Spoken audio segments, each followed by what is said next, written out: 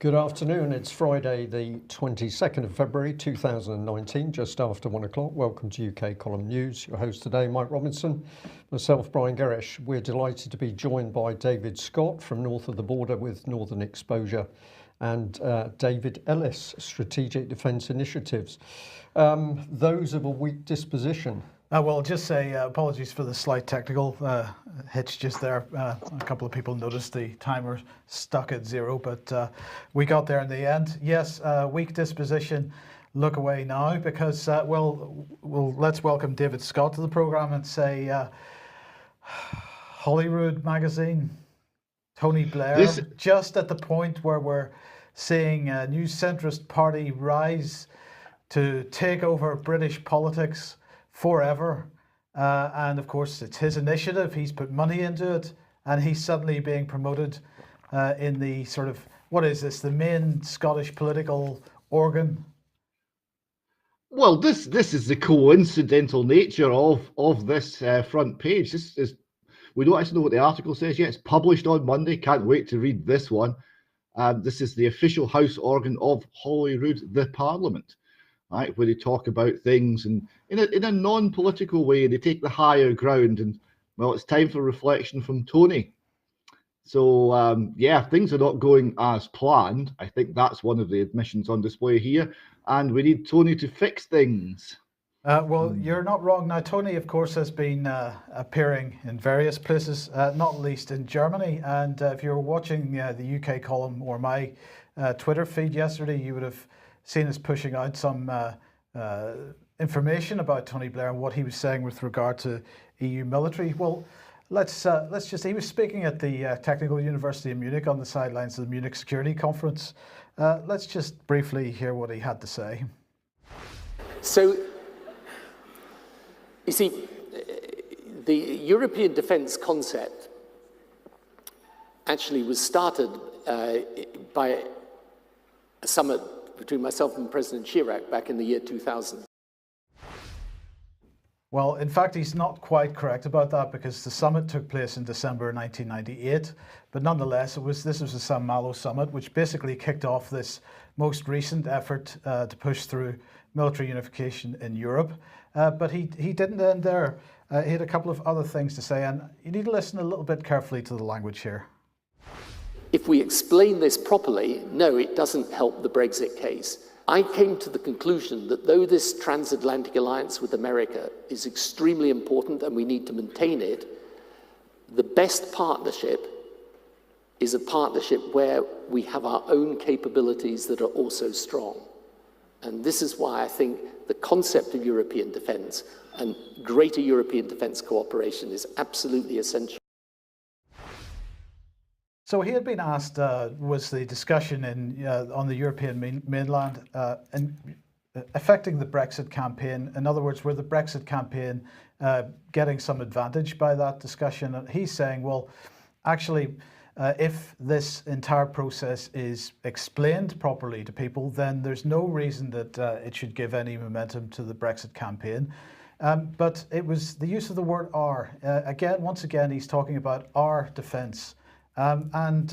So I just wanted to remind everybody what we were talking about on Monday with Gavin Williamson, because he was talking about having met Ursula von der Leyen at NATO earlier in the week, and that Europeans should not be spending 2% GDP on defence for America. We should be spending it for ourselves and our security.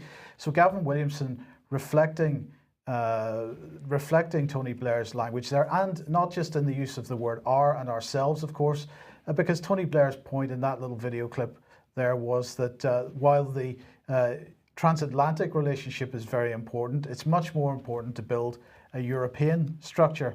And this is exactly what Gavin Williamson is presenting here. He had been to NATO with Ursula von der Leyen.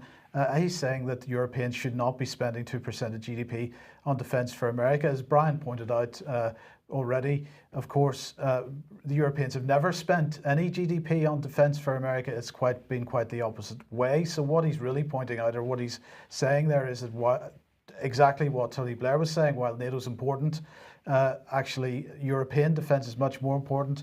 And I just remind you also that, of course, Jeremy Hunt, speaking to the Adnar Stiftung had been saying this: a future partnership that Britain seeks to build with the EU starts with the belief that our security is indivisible. So, David Ellis, welcome to the programme. Basically, our point yesterday on Twitter, and what we really want to encourage people, the reason we want to encourage people to push this so hard on Twitter, is that the Tory party seems to be pursuing a Blairite policy, and I'm not clear how a Blairite policy became Tory policy.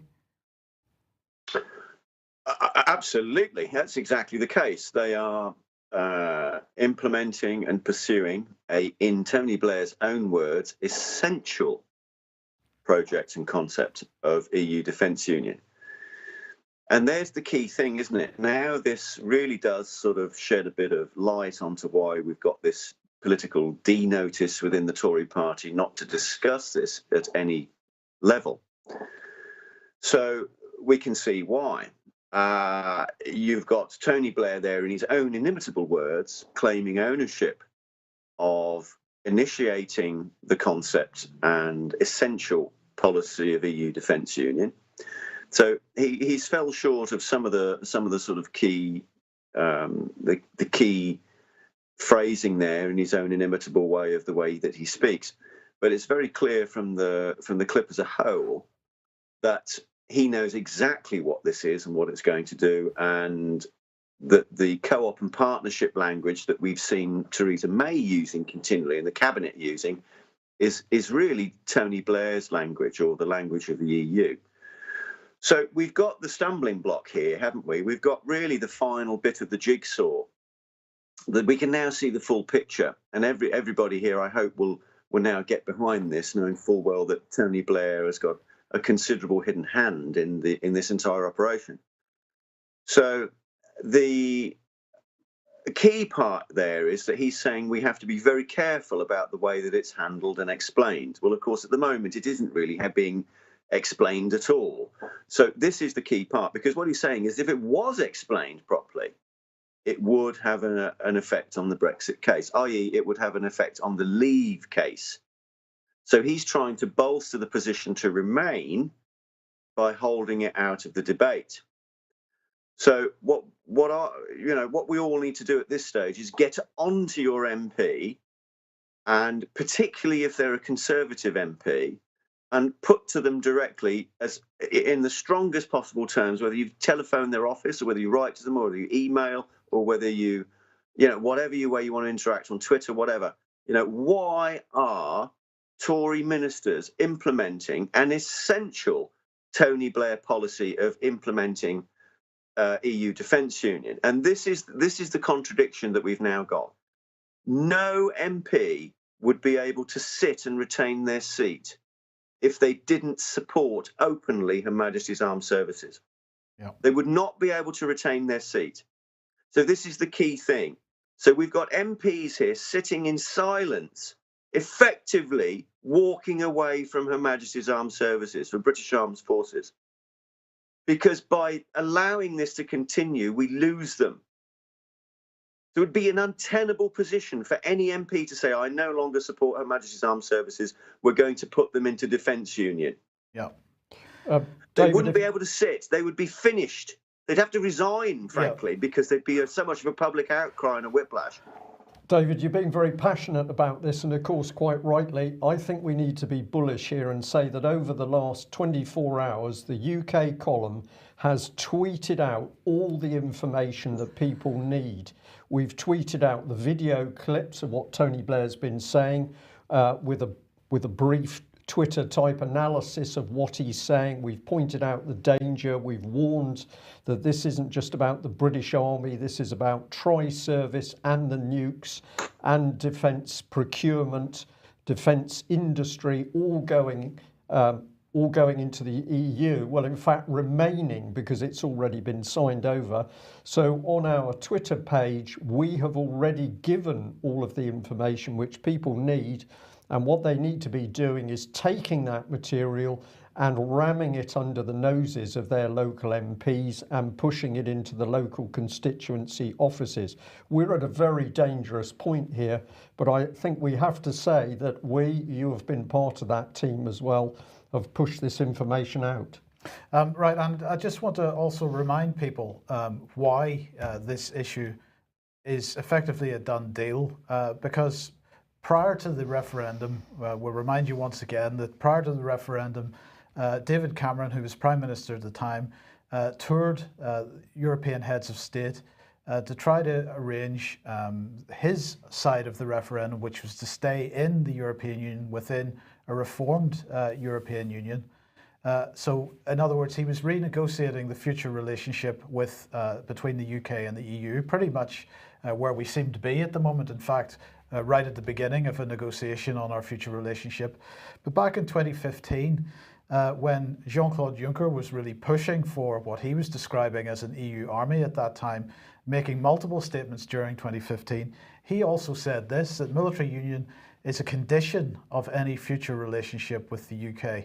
So in other words, this is why this issue is not being discussed as, well, it's one of the reasons why this issue is not being discussed as part of the Brexit debate, because this is already a done deal and was probably a done deal since 2015 when Juncker was making these statements, or certainly since 2016 when David Cameron was touring the European heads of state.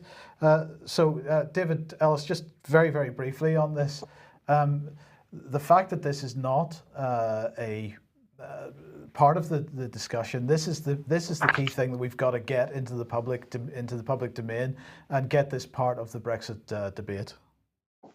It's absolutely key to the whole point of leaving. You cannot seriously sell to the British public in secrecy, in effect, because that's what they're doing, that our military remains while we have this foe, this facade of leaving. It's a lie, because we're not leaving. It's an utter joke for to be allowed to continue, but the political interface are carrying on with it because the Tories are complicit. They've clearly gone along with it. We know from the prime source there of Admiral Lord Boyce, Knight of the Garter, at the start of Brexit, said to me that none of this was included in the Brexit frame. Now, we now know why, because there must have been some sort of co-op with the Remain side of Blair and Cameron to hold this out from the public. So the whole nation is being deceived on a level unprecedented. Yeah. Yes. Okay. Well, look, we got to leave that subject there for now. So let's move on, and we're heading over to Israel. And David, I think it was last Friday you were talking about the Visegrad summit and the whole issue of the row with Poland. Well, it appears to have been cancelled. Yes, because well, the Israelis have had a bit of a diplomatic. What would you call it? I don't think the word's quite been invented. So Bibi Netanyahu had too much responsibility in one person. He was acting as foreign minister, finance minister, prime minister. It was basically a one-man parliament.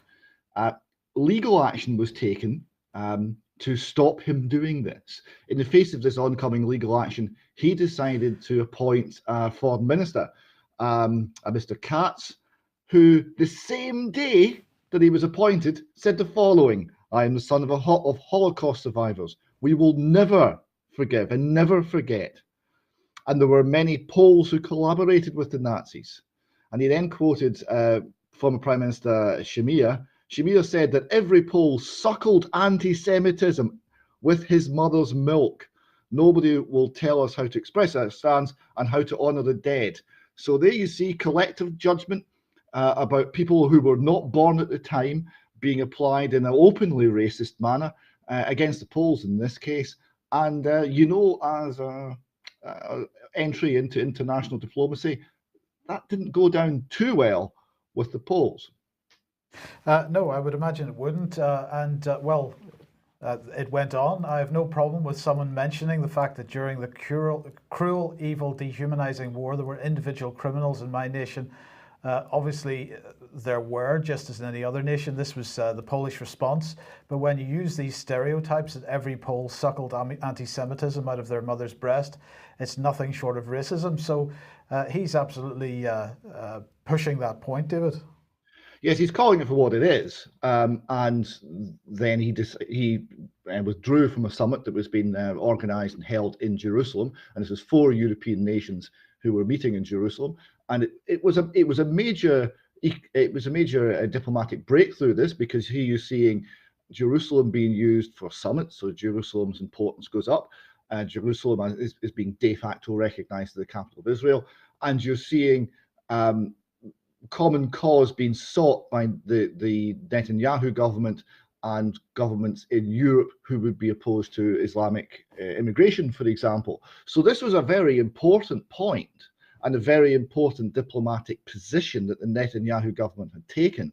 And due to appointing someone who was totally incompetent, who ran his mouth off, it's now all been thrown away, because the narrative, which is the Holocaust trumps everything, that is increasingly taking over in Jewish in Jewishness, and this is a point that Atzman talks about, is actually derailing real events now. So that's one to watch. Okay, well, look, let's move on to Ukraine, because on Wednesday, I think it was, there was a General Assembly, UN General Assembly debate on Ukraine, and basically this came about because on the 12th of February, the Russians had initiated a UN Security Council meeting on the situation in Ukraine. It was the 4th anniversary of the signing of the Minsk agreements, basically, and so they asked for a UN Security Council meeting, and well, the West wasn't so happy about the idea of that, so they organised a counter meeting in the General Assembly, which was held on Wednesday. And this was dedicated apparently to the 5th anniversary of Russian aggression against Ukraine, because, you know, that's the key narrative here. Well, let's just have a look at, you can see some of the Foreign Office propaganda that was pushed out on this morning. This is Jonathan Cohen, the US ambassador to the UN, saying the international community should remain united in support of Ukraine and impose costs on Russia for these attempts to undermine Ukraine.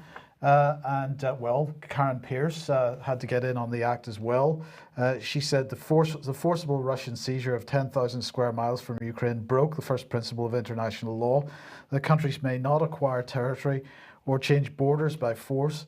It also violated a number of international agreements and commitments, including Article 2 of the UN Charter, the Helsinki Final Act, the Budapest Memorandum, and the 1997 Russia-Ukraine Treaty of Friendship. The United Kingdom is also deeply concerned by the ongoing militarization of Crimea and the Sea of Azov by the Russian Federation. Now, of course, she's talking about the bridge that Russia has built across the Sea of Azov, and the fact that they're controlling access to the Sea of Azov at the moment. But while all this nonsense was going on Wednesday in the United Nations, Vladimir Putin, of course, was giving his sort of state of the nation, and he's talking about all kinds of things, including the it being essential to have a strong economy, and he was saying how great it was that they had built the railway section of the Crimean Bridge. It's a powerful economic impetus, is what he was saying. Of course, he also said that Russia was and would remain an independent sovereign state. We don't approve of independent sovereign states.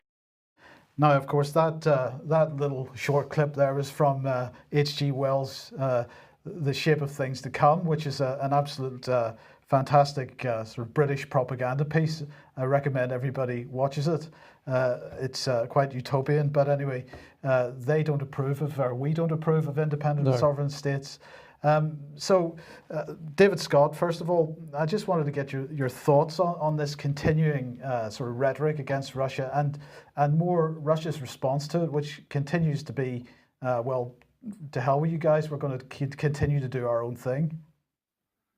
Yes, but the Russian response is rational, and the volume of the saber rattling is going up. As Donald Tusk went and did a major speech during the week, in Rada, right? Now, he said, quote, "There is no Europe without the Ukraine." And by the way, there's no Ukraine without Crimea, right? So you see the case for war is being made.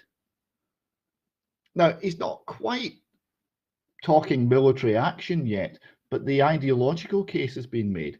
I find that really concerning. This is Ukraine. This is the grain. This is oil. This is Theresa May's Operation Barbarossa. Absolutely, David Ellis. Oh yeah, it's exactly Barbarossa, Mark, whatever it is now. I don't know. Since Napoleon tried it, Hitler tried it, and now you can see this gearing. Now it's a huge amount of pretext to war, even from the top secret cabinet office papers and people see here that we've just recovered. From Kew are very centred in 1948 onto the defence union trajectory on the basis of Russia. So whatever's been going on there is a long-term problem. Russia clearly wants to still be a nation, as Mr. Putin is saying, and let's say we can rely on what he's saying as that's the case. And of course, we're back to really, what are we really back to? There isn't really scope for a land war. I don't think that'll work because the carnage and the bodies will be immense. Are we back to Truman's clean sweep where he wanted to just simply carpet bomb Russia with nuclear devices? Or are we into something else? But Putin has alluded to these new drone underwater cruise missiles that he's got, or the cruise missile in effect that's underwater. There's a substantial nuclear warhead on the end of it that will literally just, once it's delivered into the water, it will go and find an American aircraft carrier, or anybody's aircraft carrier for that matter, go and find it and sink it. It doesn't have to hit it, it just has to get next to it and detonate. So really what we're seeing here is a huge shift in global positioning. With that one move with these underwater nuclear drones, it really has to beg the question, and this is an if, and I'm asking the question, does it render the American aircraft carrier fleet and the two new British aircraft carriers redundant? And if that is the case, what effect will that have on the petrodollar, the dollar oil dollar relationship? So there are huge consequences going to happen here as a result of it. And we're going to see it unfold relatively quickly. I'd like to say just one thing in closing, because we're getting a lot of feedback upon religious issues and immigration issues as to why we're pushing the military angle and not going with the religion or the immigration issues. So I'd just like to say to everybody on that issue that free movement of people is actually free movement of money. And anybody that's campaigning on a basis of religion politically is in the wrong area totally. You cannot make windows of people's souls, but what you can do is focus on something which will sway a majority of people in Britain, which is supporting a national military, Her Majesty's Armed Forces, to remain as they are now, as we understand them, and not go into military union. Because the only thing I can see, my opinion at the moment of forecast, is the only thing military union is going to do is attack Russia. Yeah. Now, hands up, who wants to do that? Well, I don't think anybody would want to see that at all. Now, just quickly, David Scott, the EU League of Arab States summit is taking place 24th to 25th in Sharm el Sheikh. So give us a little bit of background to this. Well, yeah, I'm glad the running order came up in that particular sequence, because David Ellis isn't quite right. There's two things. There's two areas of interest to the EU unified military. There's the eastern neighbourhood, which means conflict with Russia, and there's the southern neighbourhood, which means rebuilding essentially the Roman Empire along the banks of the Mediterranean. That's the Levant and North Africa. And there's a major summit. Again, there's not been much trumpeting of this in the press, but there's a major summit coming up at the weekend. And we're being represented, you'll be pleased to know, by Donald Tusk, the same man who was declaring his support for everything Ukrainian, is out there to have a chat with the Arabs and discuss Arab-European ties, multilateralism, quite sure what that means in this context. Migration, well, we know all about that. Security, oh yes, there'll definitely be discussions of security. And trade and investment. So we're talking about high level, big deals over oil. We're talking about major geopolitical moves by the European Union to establish and essentially to replace the United States in the Arab world. This is not small. Okay, now moving back to the UK then, of course, around the Christmas time we had major trouble in British airports caused by drones. Well, everybody would be pleased to know that we're going to deal with that problem by setting up a competition. This is finding and neutralizing small drones. So this is the Defence and Security Accelerator. And they're saying that the introduction of unmanned air systems is often referred to as drones, has been one of the most significant technological advances of recent years and represents a shift in capability of potential adversaries. The threat from unmanned aerial vehicles has evolved rapidly, and we are seeing the use of hostile improvised drone threats in overseas theatres of operation. There is a similar problem in the UK, with malicious or accidental use of drones becoming a security challenge at events affecting critical infrastructure and public establishments, including prisons and major UK airports. So they've launched this competition.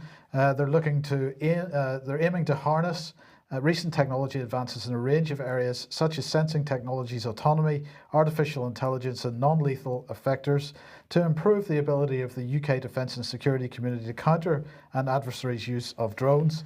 This needs to be achieved while preventing or minimising collateral damage, so that's fantastic stuff. The solutions could include automated and networked sensing systems, cost-effective sensors, plug-and-play compliant integration. This is really fantastic stuff. Methods of robustly defeating and denying current and next generation drones in a range of scenarios and environments, significant and rapid improvements to extant systems for deployment, and autonomous decision making. So, well, we couldn't do much better than that. Well, we can, I'm delighted to say, because the government has announced it's going to give medals to people who've been flying the Predator drones. I put out a UK column tweet: kiss the wife, hug the children, leave home, remotely fly a Reaper drone at no risk to you whatsoever, kill and maim some people you've never seen who you were told by the UK government are bad, have a cup of tea, leave the base, go home to wife, get a medal, sick. And only one person tried to challenge me over that, and I pointed out it'd be roughly equivalent of me getting a Northern Ireland medal for sitting in a minesweeper off the coast of Northern Ireland while the troops were ashore having to face real hardship. So pretty sickening. But presumably they won't be giving medals if you're flying your toy drone. But in fairness, it is a medal without a clasp, so I presume that's not quite as significant a medal as other medals. Yeah, that's the point though, Yeah, Mike. I know, really. I totally agree. But anyway, it gets better because, well, Britain is going to be the heart of future AI development. Because the government is piling money into training at universities for the next generation of artificial intelligence talent. This is new postgraduate artificial intelligence qualifications. So it's going to be an industry-funded AI masters with 16 dedicated centres at universities across the country to train the next generation of AI PhDs. And the Alan Turing Institute AI Research Fellowships are now open, so that's fantastic stuff. It's going to be up to 200 new AI masters places at UK universities, funded by companies such as DeepMind, Quantum Black, Cisco and BAE Systems. And the master's program apparently marks the first nationwide effort to address the skills gap at this level. 1,000 students will have the opportunity to enhance their skills with new PhDs at 16 dedicated centres, and up to 5 AI research fellowships are going to be created in collaboration with the Alan Turing Institute to both attract and retain the best research talent from around the world. So it's not necessarily for British citizens, it could be for anybody from any country. Great. Good stuff. Well, we shouldn't forget what Jeremy Wright said about this. The UK is not only the birthplace and father to artificial intelligence, Alan Turing, but we are leading the way on work to ensure AI innovation has ethics at its core. Yes. David Scott, have you seen any evidence in recent weeks, months, or years that ethics is being considered as important at the core of AI development? They shouldn't use big words they don't understand. Ethics. Now, this would be situational ethics. This would be, give me a reason why it's okay to bomb the wedding. Yeah, I'm sure those sort of ethics will be at the core. It's just not the ethics that the man in the Clapham omnibus would recognise. Oh, well, indeed. Okay, a couple of brief advertisements. If you like what we do here at the UK Column and you'd like to support us, please join. You can do that at ukcolumn.org/community. And another reminder that AV 9.1 DVDs are available on the UK Column website. And just to remind everybody as well that I believe there are less than 10 residential places left for AV10 in May. If anybody wants to go to that, you probably need to do it pretty quickly. Details at alternativeview.co.uk. Okay, and a reminder that the 5G smart meter technology and the impact on our health talk is on at the Town Hall, Buckfastleigh, Devon, this evening at 7:30. So if you're local and can make that, please come along. But I also think the attendance to that is going to be very good. And Ian R. Crane speaking of that at that event as well, of course. Right, now, responding to cognitive security challenges. This is a new report out from NATO, from NATO's Strategic Communications Centre of Excellence.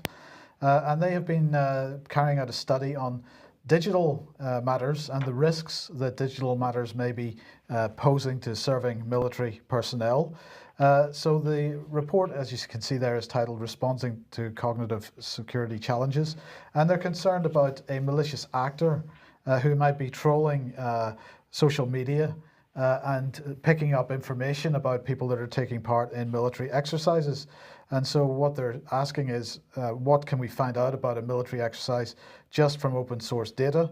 What can we find out about participants from open source data? And can we use that data to influence the participants' behaviors against their given orders? And so they're saying that they weren't going to disclose any details of how they carried out the study for operational security reasons, but they had created fake Twitter accounts and fake closed Facebook groups. They then went on to try to befriend anybody that was taking part in some kind of armed exercise or armed forces exercise on these social media platforms. And they said that by the end of the study, they'd managed to identify 150 service members, find the locations of several battalions, as well as track troop movements and instill desirable behavior in these troops. So they were able to actually influence the behavior of these people taking part in these exercises, they said. And they said the results suggest that in the current digital arena, an adversary would be able to collect enough personal data on soldiers to create targeted messages with precision, successfully influencing their chosen target audience to carry out desired behaviors. Now, I can't work out, Brian, quite what this is about. Is it about persuading us that Vladimir Putin is not only influencing our elections and our social media, our news agenda, but he's now actually helping to run various military exercises? Or is this just simply an attempt to provide another excuse to shut down social media in some? Yeah, I think it's the latter, Mike. I think that they're worried that, of course, serving members of the armed forces are looking at all sorts of information because they also don't believe what the BBC has put out. And this is now being realised as a problem. So you were serving overseas in Afghanistan, for instance, but if you were able to get onto the internet, you could see other news sources reporting what Afghanistan was about. British government very frightened. We'll just drop this one in quickly, a little bit tongue-in-cheek, but the Register here reporting that somebody stole 77 Brigade, which is the Army's special social media influence unit. They stole their Twitter account. You found this one, David. I did find it quite enjoyable. The Ministry of Defence denied that 77 Brigade had a Twitter account. They don't have one, they said, but clearly there was one. So maybe the Ministry of Defence wasn't aware that 77 Brigade had a Twitter account, or they were running a non-mod approved Twitter account. It's twits. Yeah, I had a little look for them, and there is a Twitter account, but it's protected at the moment. I don't know if that's cause and effect. Yeah, but some bloke seems to have got in there, and if that's the case, it doesn't suggest that 77 Brigade are as tech savvy as we might have been led to believe.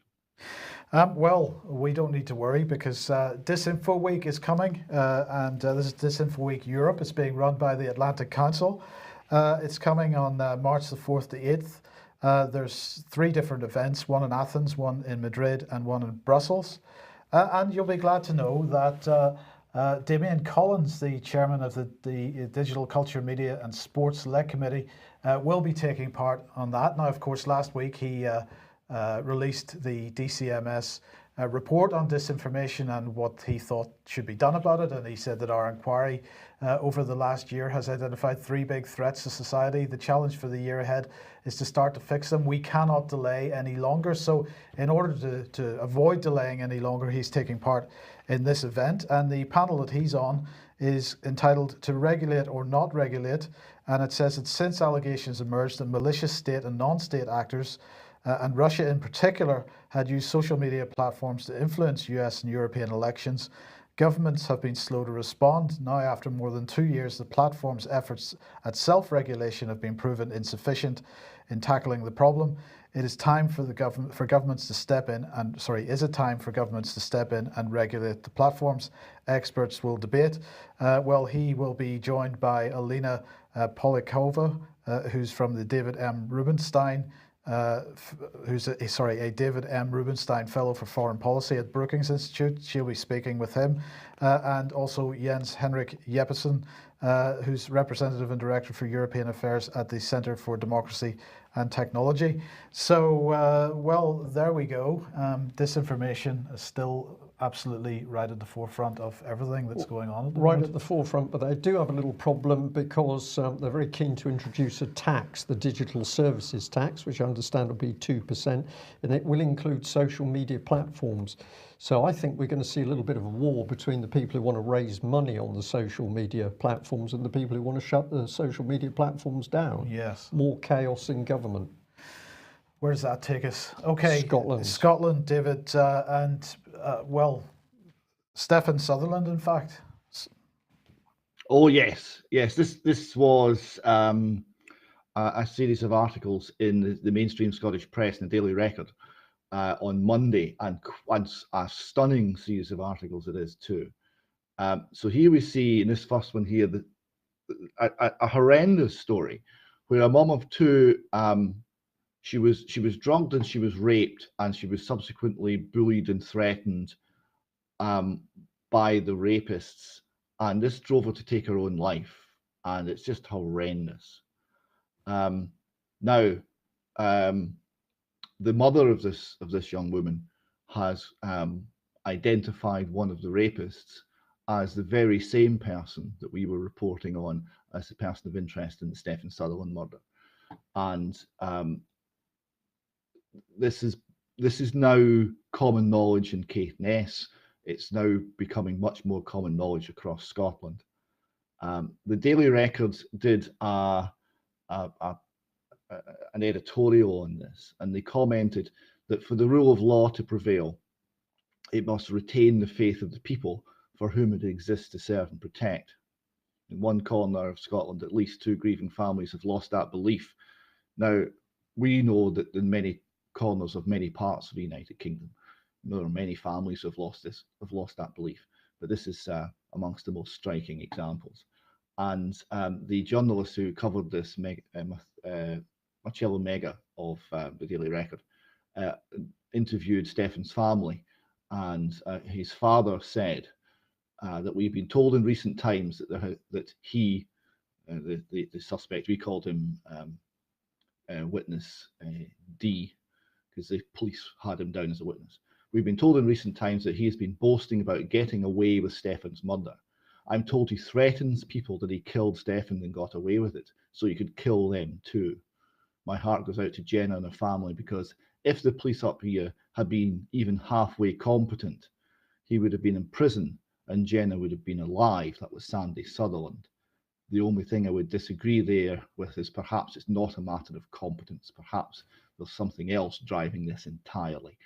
I would encourage people to look at our article from 2017, the Stephen Sutherland, the unanswered questions. This outlines the concerns about the case, which are grievous and which remain 2 years on unanswered. And this is the key issue here, David. This has been going on for 2 years and no progress from the Scottish side at all. No progress. No, there's talks of investigations and there's talks of fresh looks, and then nothing happens. Yeah. And the degree, there are many more suspicious deaths this year, and only in February, in Caithness. The degree to which that community is under siege, the degree to which it is being completely failed by Police Scotland is something that I would never have expected to see in my own country. And no one's listening. The politicians aren't listening. No one's listening to the people who are crying out in pain and anguish over their lost loved ones. Okay. Did you have anything to add? Well, only that this business, that it's not one case, it's multiple cases, and this leads us to believe it's not incompetence on behalf of the police and the Crown Prosecution Service. This is deliberate cover-up. Right. Okay, David, we're pretty much out of time, but let's just cover this one briefly. The Pope calls for concrete measures as summit on clergy sexual abuse begins. Now, the reason I always want to highlight this is they're having a several-day summit on the horrendous abuse within the Roman Catholic clergy of children. The Royal Commission in Australia estimated that 7% of the entire Roman Catholic clergy, 16, were guilty of sexually abusing, molesting children. There have been hundreds upon hundreds upon hundreds of cases all around the globe, America and Ireland being two examples. And we know from Scotland in the work with the Fresh Start Foundation and the extremely brave Mr. Pat McEwen, who's spoken out about the abuse he suffered, that it was happening here. If you look at the Maris community in Ayrshire, it's happening in Scotland. It's happening in Scotland with links to Ireland. The links are through the church. So we'll be looking for these words of concrete action to actually come to something. And we'll be speaking to the rulers of the Roman Catholic Church in Scotland to see what, if anything, this actually means. Okay. Okay, thank you very much for that. And we'll just end on the note of saying to our viewers and listeners that we put out the information we do to inform and educate people about what's happening with analysis. What we'd like you to do is to be sharing that information and spreading it. It's very clear to UK Column that there is some form of covert censorship now creeping through. It is affecting anybody who is putting out any quality information, challenging the government. And if we're to stop or at least get around this insidious censorship, then we need your help to actually re-promulgate the information that we're pushing out. You can email it, you can talk about it, you can copy it, you can push it out in tweets. But it's vital this information goes out. As David Ellis said, our armed forces, as just one example, have been given to the European Union, and Mr. Blair would have silence over that in order to further deceive voters. It's up to all of us to get that information out. That's it for today. Davids, thank you very much for joining us. We will be back at the same time on Monday. Bye-bye.